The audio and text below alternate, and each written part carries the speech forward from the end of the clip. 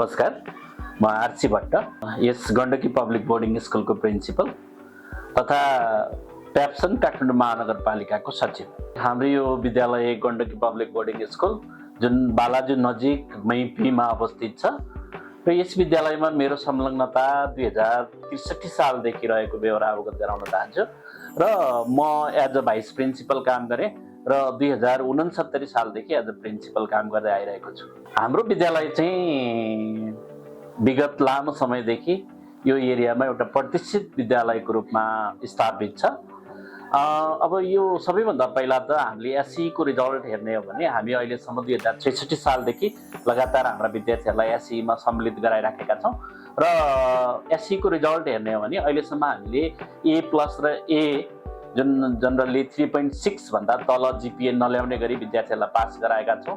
यस विद्यालयबाट पास हुने विद्यार्थीहरूलाई हेर्ने हो भने आज गरिखाने वर्गको रूपमा, गरिखाने विद्यार्थीको रूपमा धेरै हायर एजुकेसनहरूमा नेपालमै रहेर बाहिर गएर पनि अब्बल श्रेणीमा काम गरिराखेको पाएका छौँ।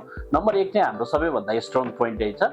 दोस्रो चाहिँ अब विद्यालय सञ्चालन गर्दाखेरि हामीले पढाइको अलावा इसी र सिसिएको कार्यक्रमहरू जोडिराखेका छौँ। आज तपाईँहरूलाई भन्नै पर्छ खुसीको कुरा, हामीले एउटा एनसिसी युके को डिजी स्कुल भन्ने प्रोग्राम हाम्रो स्कुलमा चलाउँछौँ। त्यसै गरी बच्चाहरूलाई स्मार्ट लर्निङमा जोड्नुपर्छ भन्ने हिसाबले हरेक विद्यालयहरूमा स्मार्ट बोर्डको व्यवस्था गरेका छौँ। अहिले हामीसँग व्हाइट बोर्ड, ब्ल्याक बोर्ड जस्ता बोर्डहरू छैनन्। आवश्यकता अनुसार टेक्नोलोजीलाई अगाडि सार्दै हामीले हाम्रो पेडागोजीलाई जोडेका छौँ। Scout, music, dance, martial art, hand writing जस्ता क्लासहरू पनि हामीले पढाइको अतिरिक्त सञ्चालन गर्छौँ।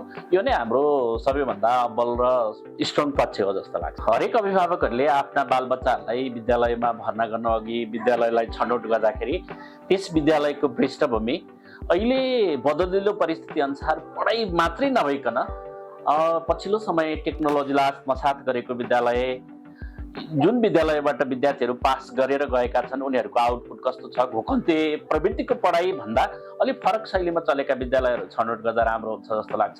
जस्तै अहिले रोबोटिक्स र कोडिङका कुराहरू छन्, स्मार्ट लर्निङका कुराहरू छन्।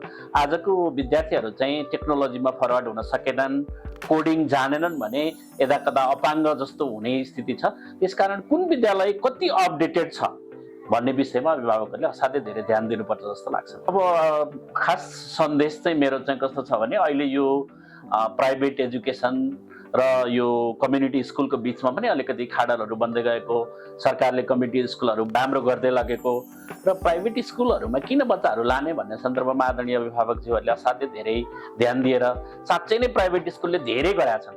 हामीले विगत वर्षहरूलाई हेर्ने हो भने प्राइभेट स्कुलहरू धेरै नेपालबाट धेरै विद्यार्थीहरू इन्डियाका धेरै सहरहरूमा नेपालसँगै जोडिएका दार्जिलिङ, कालेबुङ, सिक्किमहरूमा धनीमानीका बच्चाहरू पढाउन लगिने गरिन्थे। तर अहिले सिक्किम, कालेबुङको भन्दा नेपालको शिक्षा अब्बल बनिसकेको छ। यसकारण यहाँहरूले ट्रस्ट गर्नुहोला, साँच्चै नै नेपालको पढाइ विश्व स्तरमा नै उत्कृष्ट छ भन्ने सन्देश दिन चाहन्छु। धन्यवाद।